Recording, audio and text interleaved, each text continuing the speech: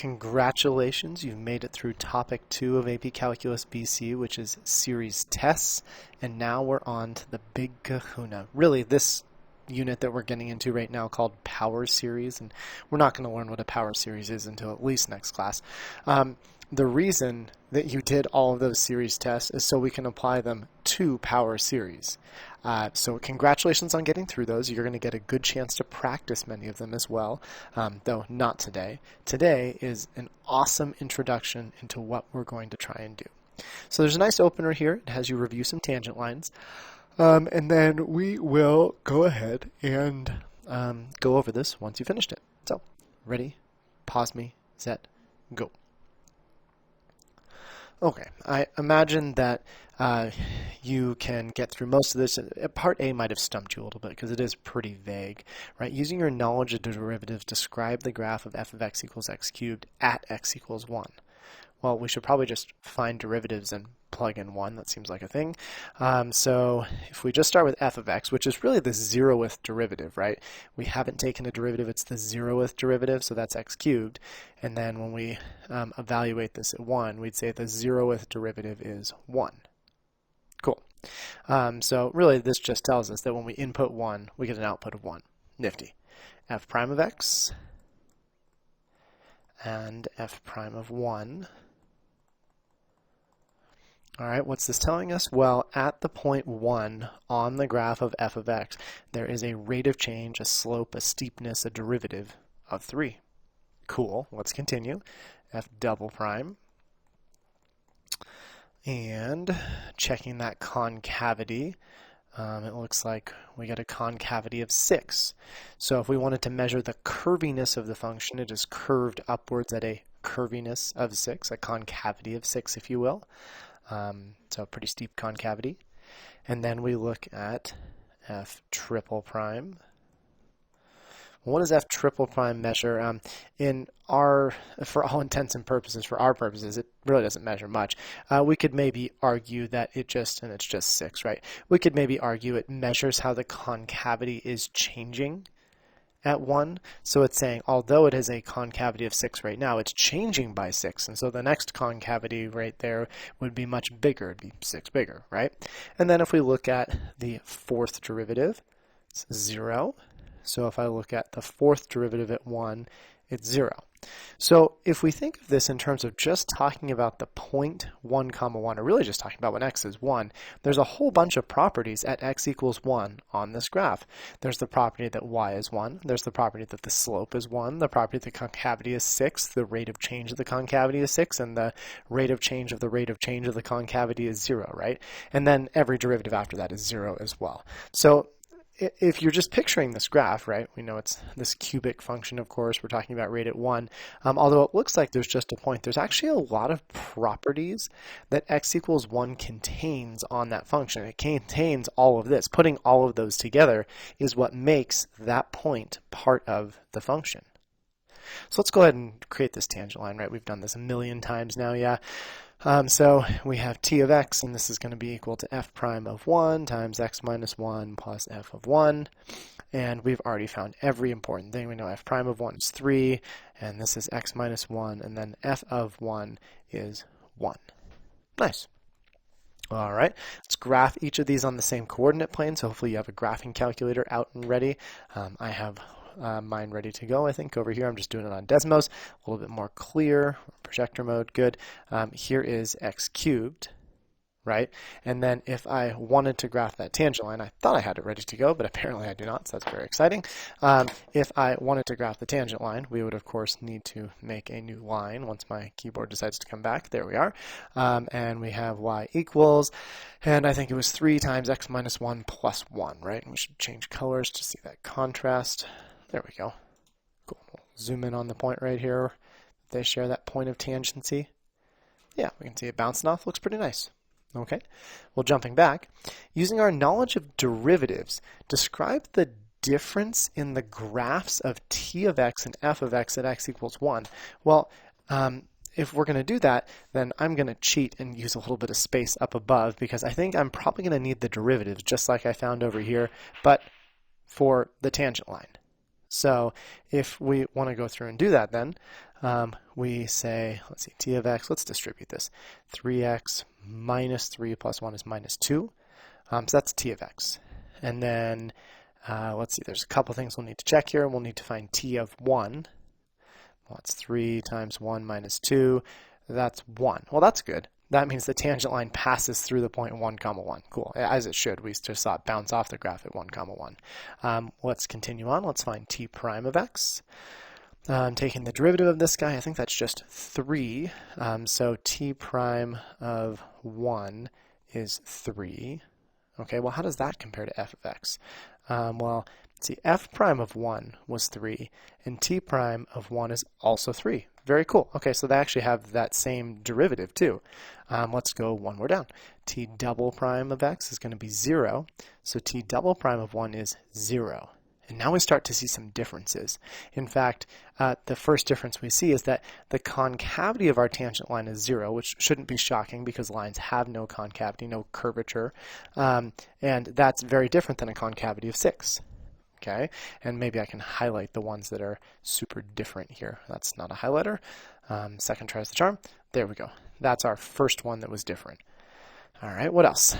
Triple prime is also 0. Okay, looking something like this. And I think that one is also different, right? But then once we find the fourth derivative, oops, if I could write, I imagine you guys can see that if that's 0, then the fourth derivative will also be 0. And so that one really shouldn't be highlighted. That one's actually the same. So actually, at the point 1, comma 1, the two graphs are pretty darn similar. The only thing that's different about them is their value of the second derivative and value of the third derivative. Everything above that and everything below that are equal to the point on the tangent line. Right? And so that's what we just wrote down here. So we can put all this again, probably not a bad idea since I left spaces for it. F of 1 is 1, f prime of 1 was 3, then 6, then 6. Okay. We also said how the third derivative describes the rate of change of the second derivative. Cool. Now, let's go ahead and, thinking about what we just did over here, let's state the overall goal for this entire unit. It's going to bring you up to your first semester final. Our goal is to create a polynomial. And remember, a polynomial is in that form, ax to the n plus bx to the n minus 1, so on and so forth. So examples of that might be 4x cubed plus 5x squared plus 2x minus 1. It's a polynomial, right? Our goal is to create a polynomial equation which perfectly matches any function. Now, our opener is kind of silly because this is a polynomial. And if I said, I want you to create a polynomial that looks exactly like x cubed, you'd be like, okay, here's a polynomial and it matches x cubed. Duh, yes, it does. You're 100% right. However, things get a little bit weird if your original function isn't a polynomial, right? So far, we've only created tangent lines that can be used to approximate values near a point of tangency, right? So we're going to go back, practice one more tangent line, and then we're really going to start talking about our main goal of creating a better tangent line, because ultimately that's what we're doing. So let's go ahead and write that tangent line. So we know that it's going to be something like this. Yeah, it's going to be f prime of 1 times x minus 1 plus f of 1. We know f of x is this guy. And this is nice. It reminds us of one of the properties of natural log. We always need to remember any log of 1 is 0. So that all becomes 0, and we get 3. And then derivative, we get 2 times 1 over x plus 0, which is just 2 over x, right? So then when we do f prime of 1, oops, I put an extra prime up there. That was silly. When we do f prime of 1, it becomes 2 over 1, which is just 2. Nice. So tangent line wise then, it looks like we have 2 times x minus 1 plus 3. Awesome. And then I think they ask us to approximate f of 1.5 using our tangent line. Okay, well that seems pretty easy, right? So if I do t of 1.5, it becomes, actually I should really use this. It says approximate f of 1.5. So f of 1.5 is approximated. I'm not going to plug 1.5 in over here, especially if I'm not using a calculator. It's approximated by t of 1.5 by the tangent line, which is 2 times 1.5 minus 1 plus 3. Okay, still not bad. 1.5 minus 1, well, that's just 0.5. Cool. Half of 2 is 1, and so we get 4. Now, that's awesome. However, how well did I do here? Is 4 actually pretty close to that? And of course, we can check that by graphing everything. So why don't you guys go ahead and graph f of x and the tangent line, and then let's try evaluating each of these and see how close we are.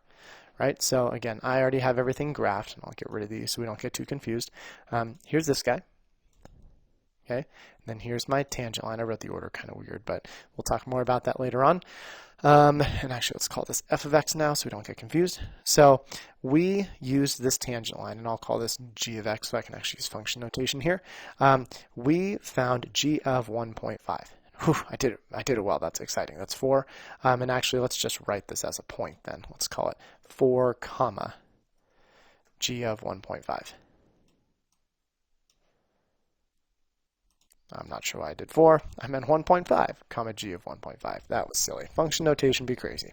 Okay, so we can see that that point ended up, luckily, on the tangent line. That means I did things right. But then the question is, I was using this to approximate the value on the blue function at 1.5. And you can tell they're pretty close together, right? If I wanted to take a look at this guy, I could say f of 1.5. Look at that, 3.8. I mean, we were only 0.2-ish off. That's not bad at all. If you wanted to see both of them together, we have 1.5 comma f of 1.5, right? They're pretty darn close, especially if I zoom out. I'm zoomed in pretty far. So if I said, well, I want you to calculate f of 1.5 without a calculator, some of you might look at this and go, how? That seems awful. Well, you're right. It is pretty awful. So instead of doing that, you might say, well, couldn't I just use a tangent line? The values are so close that do you really care if I'm 0.2, 0.19 off? And the answer might be yes, or it might be no. And a no answer might come from, you know, we want you to build this building, and if you're off by this amount of this tolerance, this amount, then the building falls down. And by the way, the amount is 0.0001. Of course, you're one of those builders that doesn't have a calculator, and you're like, well, how can I be more accurate then? Instead of being 0.19 off, I mean, I can't use a calculator on this because, again, I'm a terrible builder and don't have a calculator with me. Is there a way I can do this better? And the answer is yes, there is. If my tangent line was better, and we haven't discussed what better means yet, I would be able to find a value that's closer to the actual value than what I got before. So what would make it better? Well, what would make it better is if this tangent line, of course, was closer to the blue graph. Of course, I think in order for it to be closer and still be tangent at this point, what would have to happen? Well, wouldn't my tangent line have to curve?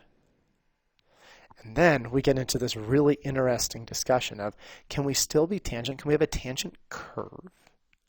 And I think the answer is probably going to be yes, because a tangent line is tangent because it's built off of their point of tangency. So why couldn't you have a tangent curve that's still built off that point of tangency? And so that's really what we're going to do. Now, I mentioned earlier that I wrote my tangent line kind of weird here. Instead of doing that f prime times x minus a plus f of a, I switched it around. I wrote the f of a first. And in fact, that is how we're going to write tangent lines for the rest of this unit. And if you want to switch back at the end, that's okay. But there is a reason, and we're going to connect everything together right now. Okay, this tangent line we saw on the previous page matched my original equation at least down to the first derivative, but then it stopped matching after the first derivative. What we're going to try to do is we're going to try to make this match for more than just the first derivative. And by writing my tangent line like this, we might be able to see a couple more, a few patterns that we might not have noticed before. In particular, right, we have this f prime of a times x minus a. Couldn't I put a first power here? And maybe you're noticing the first power matches that first derivative. And in fact, even though nothing is written right here, couldn't we put in an x minus a to the 0th? Wouldn't that be okay?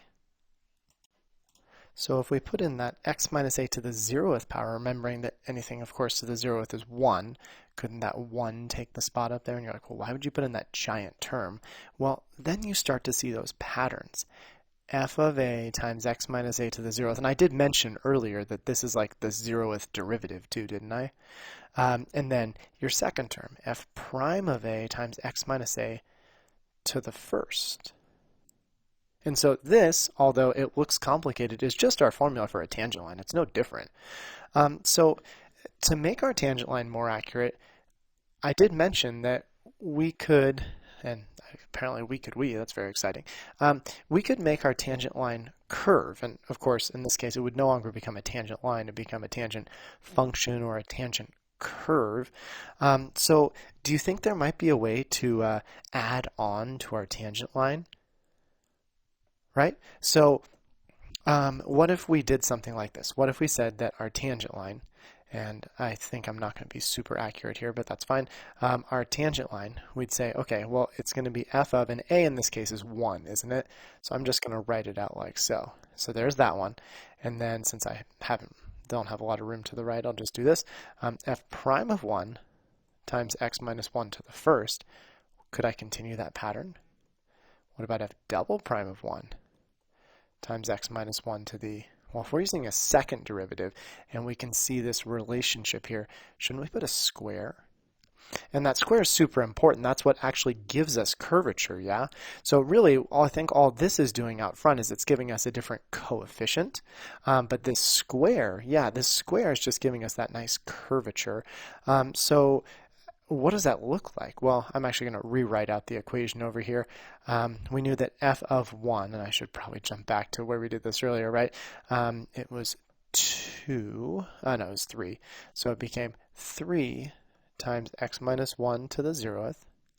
And then f prime, we did that up here, was 2 times x minus 1 to the first. And then, I think we need f double prime, drat. Well, what was f prime? F prime was 2 times 1 over x, or 2 over x. So I think I'm going to need a little bit more room here, so I'll maybe cut this off. It says most accurate graph. Let's just do the graph on the graphing calculator, probably a little easier there, right? So we knew that f prime of x was 2 over x, or if you wanted 2 times x to the negative first. So I think that gives us f double prime of x is negative 2 x to the negative second, which is of course negative 2 over x squared. Okay, so then if I wanted to find f double prime of 1, then be just negative 2 over 1. And actually that's pretty interesting because that's just negative 2. So instead of a plus up here, I really should have a minus 2 times x minus 1 squared. Oh, what happens? Let's check out the graph. Let's see what happens if I do that. Minus 2 times x minus 1 squared. Right, here's my tangent line. Let's get out here. And we're going to do that minus 2 times x minus 1 squared. Oh, that's interesting. Look at this. So it still passes through the original point. Where was that original point, right? Our original point, it actually doesn't pass through the original point anymore, does it? It's very close. But originally, I think we passed through the point 1, 2, didn't we? Or no, 1, 3. It was up there. And so we actually don't pass through 1, 3 anymore. And so maybe I can, by cutting this, I can show you the difference in the graphs, right? Here is the original. Here's the new one. Original. Oops, I did not do Control Z, so that was a tough one. There we go. Original. That's my tangent line. And here is my tangent curve. Well, did I get closer or did I get further away? Because the point I was interested in was 1.5. And so this one is 1.5, 3.5. And this one's 1.5, 3.8. So it actually looks like we got a little bit further away. That's interesting, isn't it? I wonder why that is. Well, could we try to make it more accurate? I think we could. If we wanted to try and make it a little bit more accurate, then wouldn't we just add something else too? Let's even just try one more. Let's try going out to, so here's my tangent line again, right? I've already done a bunch of it, but I always like to rewrite the pattern. So f of 1 times x minus 1 to the 0th plus f prime of 1 times x minus 1 to the 1st. Okay, then we continue on f double prime of 1, x minus 1 squared.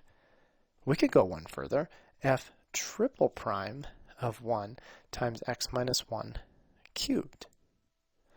Okay, so I'm just going out 3. Now, of course, it shouldn't shock you that we can go out as many as we want.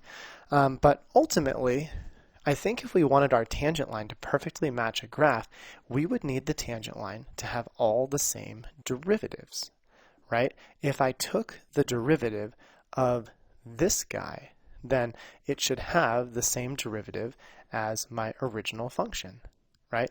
As this 2 ln of x plus 3 at the point of 1. So, yeah, if you take the derivative of this equation up here, now we can go down to 2 derivatives because of this square before everything starts to turn into 0. Remember on our tangent line way back up here, by the time I got to the second derivative of 0 because there was no concavity. Now that we've given it concavity, I can take the derivative further, and now the derivatives might match down to the squared derivative. So let's look at this third degree tangent function, no longer a tangent line, right? And I think we're going to need that third derivative too. So setting this up, we're going to have to find f. Well, let's remind us that f double prime of x was negative 2 over x squared, which is negative 2x to the negative second. So then my third derivative, I'll use the space this way, the third derivative is going to be 4 times x to the negative third. And of course, the third derivative at 1 is going to just be 4. Nice part about using 1, right? So if we update our tangent line one more time, there's going to be all of this stuff, but at the very end, there's going to be a 4 times x minus 1 cubed. Now, we've added in a third derivative existence of our tangent line, our tangent function. If we take the derivative, now we can go down to 3 derivatives before we get to 0. And let's go ahead and add that one on, plus 4 times x minus 1 cubed, plus 4 times x minus 1 cubed.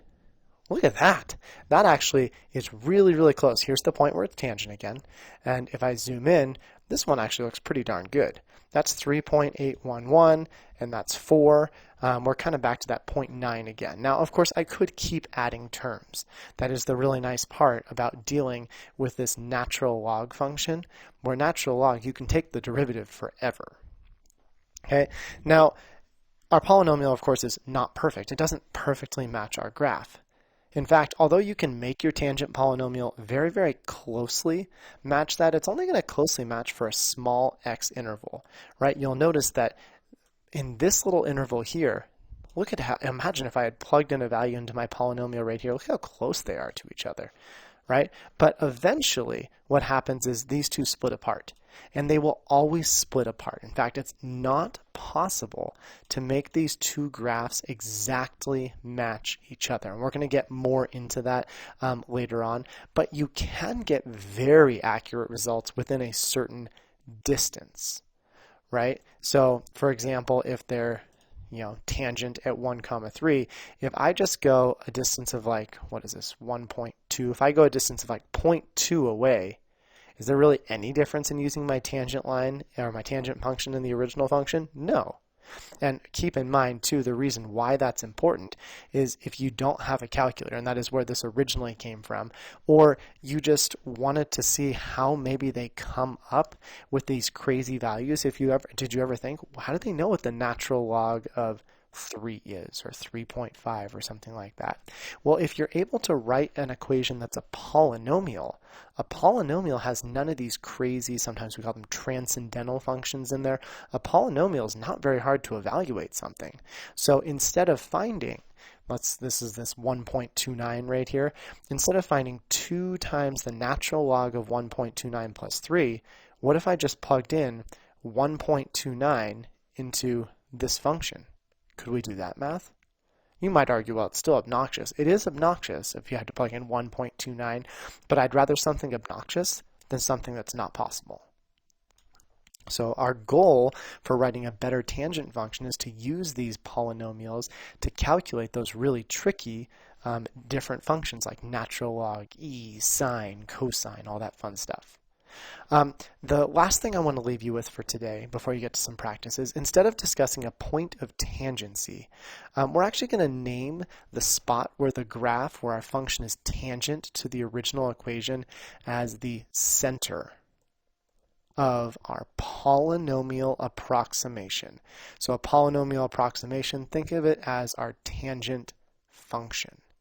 But since we're moving out and we know we're going to be writing polynomials, it's much more common to hear it referred to that way.